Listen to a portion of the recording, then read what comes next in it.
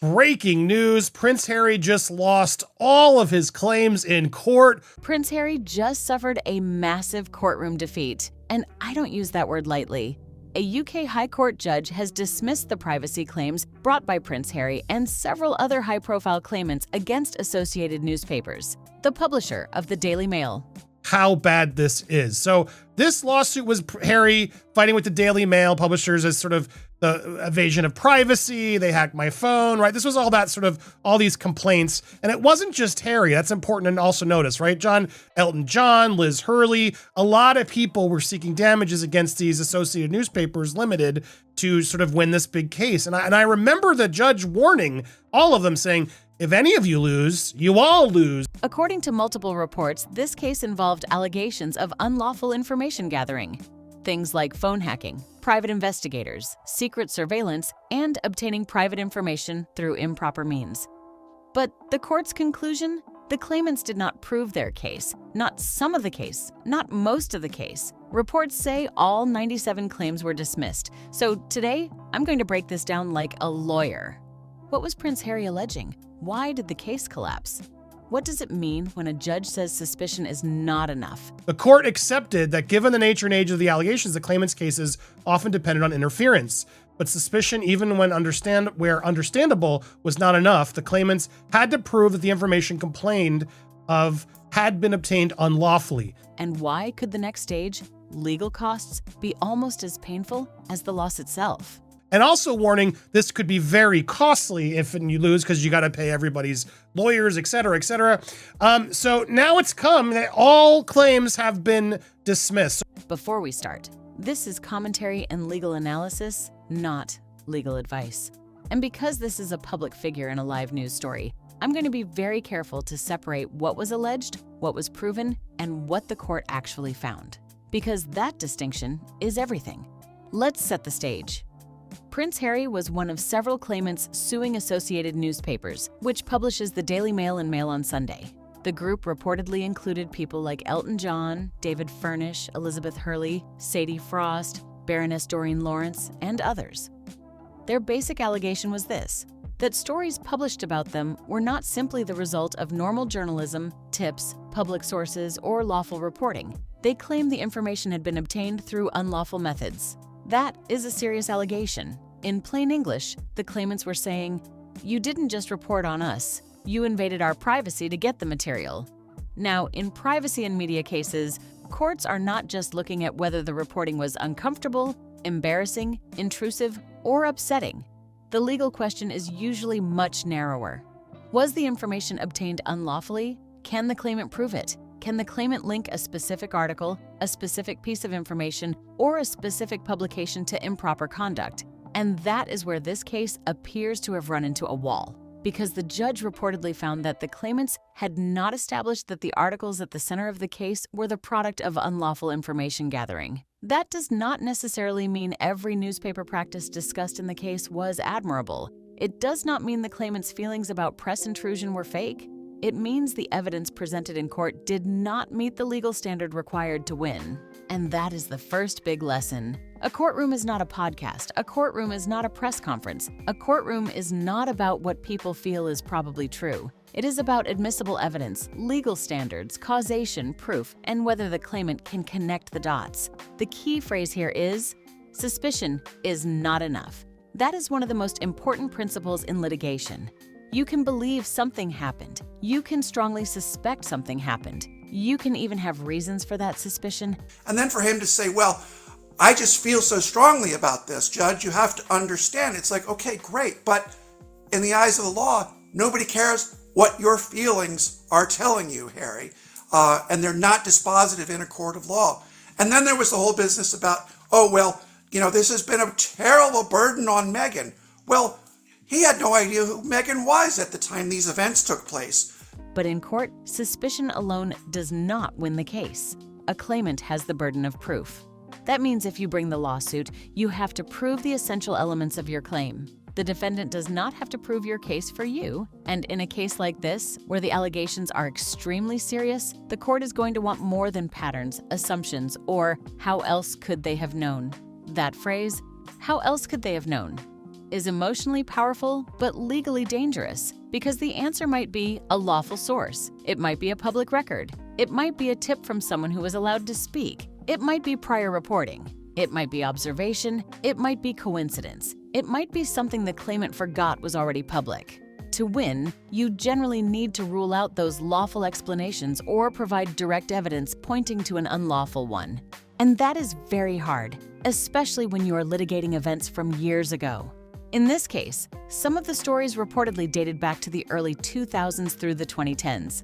That means memories fade, documents disappear, witnesses change their stories, records are incomplete, and the further back you go, the harder it becomes to prove exactly how a piece of information moved from source to journalist to publication. That is a huge problem for any claimant, not just Prince Harry. Any claimant. Now, why are people calling this a courtroom embarrassment? It is not just because Prince Harry lost. People lose lawsuits all the time. Even strong cases can lose. The embarrassment comes from the scale and framing. This was not a tiny procedural issue. This was a major privacy case. It attracted global attention. It involved major public figures. It made very serious allegations against one of the UK's most powerful newspaper publishers. And then the claims were dismissed. Reports say the judge dismissed all 97 claims. That number matters because it shows this was not just one article or one narrow allegation. This was a broad case, and the court rejected the claims across the board. From a lawyer's perspective, that is devastating. Because when you bring a case with that much public attention, you are not just litigating in court, you are also creating expectations. The public hears the allegations, the media repeats them, supporters expect a reckoning, critics expect a collapse, and then the judgment comes out, and the only thing that matters is the evidence. That is why litigation is risky. A lawsuit can give you a platform, but it also gives the other side a platform. And if the court rules against you, the defendant gets to say, "We were vindicated." Associated newspapers reportedly called the result a magnificent vindication of its journalism and indicated it would pursue legal costs. That is not just a legal win, that is a public relations win. And for Prince Harry, who has made his battles with the British press a major part of his public life, this is a serious setback. One of the most damaging parts of the case, according to reporting, involved a supposed whistleblower statement. The Guardian reported that a major blow to the claimant's case was connected to Gavin Burrows, whose sensational witness statement was later described by Burrows himself as a forgery. That is catastrophic in litigation. Why? Because if your case depends heavily on insider evidence and that evidence becomes unreliable, the whole structure can collapse. Think of a lawsuit like a building. You can have emotion, motive, history, and suspicion. Those are the walls. But evidence is the foundation. If the foundation cracks, the walls do not matter. A judge is trained to ask, is this evidence reliable? Is it authentic? Can I trust it? Does it actually prove what the claimant says it proves? If a key piece of evidence is undermined, the court may look at the entire case with increased caution. And that is exactly why lawyers are so obsessive about documents, witnesses, signatures, dates, chains of custody, and corroboration. Because one bad document can poison a case. One unreliable witness can undo months or years of litigation. And one overpromised allegation can make the entire claim look weaker. Now, Prince Harry's side is not accepting this quietly. After the ruling, people reported that Harry criticized the outcome as a complete and obvious whitewash. That tells us his side views the ruling not as a true vindication of the newspaper, but as a failure of accountability. And from a human perspective, you can understand why he might feel that way.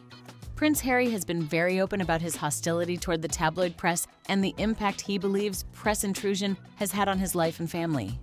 This is personal for him. It is not just a business dispute, but legally, personal conviction is not enough. A claimant can sincerely believe they were wronged and still lose. A claimant can have a sympathetic story and still lose. A claimant can be morally outraged and still lose. That is because the courtroom question is not, do we like the press? It is not. Has the press ever behaved badly? It is not. Has Prince Harry suffered from media intrusion? The courtroom question is, did this defendant commit the specific unlawful acts alleged in this case, and did the claimants prove it? According to the ruling as reported, the answer was no. Now let's talk about the part that may hurt even more: costs. In UK civil litigation, costs can be a huge issue. Generally speaking, the losing side may be ordered to pay a significant portion of the winning side's legal costs, depending on the case and the court's decision. Reports indicate associated newspapers may seek to recover legal costs that could be enormous. Some reports describe figures around £50 million or roughly $67 million. That does not automatically mean Prince Harry personally writes a check for the entire amount. There are multiple claimants, legal teams, cost assessments, and further hearings. The cost issue still has to be handled by the court, but the risk is real. This is why lawyers warn clients that litigation is not just about whether you can sue. It is about what happens if you lose. Can you survive the costs? Can you survive disclosure? Can you survive cross-examination? Can you survive a public judgment that rejects your core allegations? Because once you file a major lawsuit, you are no longer in control of the narrative. The court is. And if the court's ruling goes against you, the other side gets the headline. So, what is the big legal lesson? The lesson is that courts require proof, not vibes. That may sound harsh, but it is the backbone of civil justice. You can have a powerful story. You can have celebrity claimants. You can have public sympathy. You can have years of anger toward a media institution. But at the end of the day, a judge is going to ask, where is the evidence? Not general evidence that newspapers have behaved badly in the past. Not evidence that tabloids can be intrusive. Not evidence that the claimant disliked the coverage. Specific evidence, specific article, specific unlawful act, specific link between the wrongdoing and the published information. And if that chain breaks, the claim fails. That appears to be what happened here. The court was not persuaded that the claimants proved the articles were produced through unlawful information gathering, and that is why this ruling is such a major defeat. So, did Prince Harry lose all claims? Based on current reporting, yes, the claims in this case were dismissed and reports say all 97 claims failed. Is this a major embarrassment? Legally, yes. When you bring a high-profile case alleging serious misconduct and the court dismisses the claims, that is a major courtroom defeat. Does this mean Prince Harry was wrong to be concerned about press intrusion generally? Not necessarily. That is a broader debate. But this case was not decided on the broader debate. It was decided on proof, and the court found the proof was not there.